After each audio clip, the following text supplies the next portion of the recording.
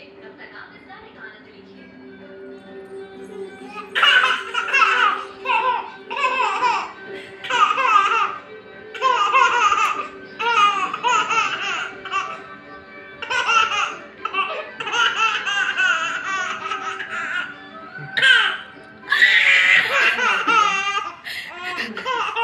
मेरा नाम है मानसा समेत।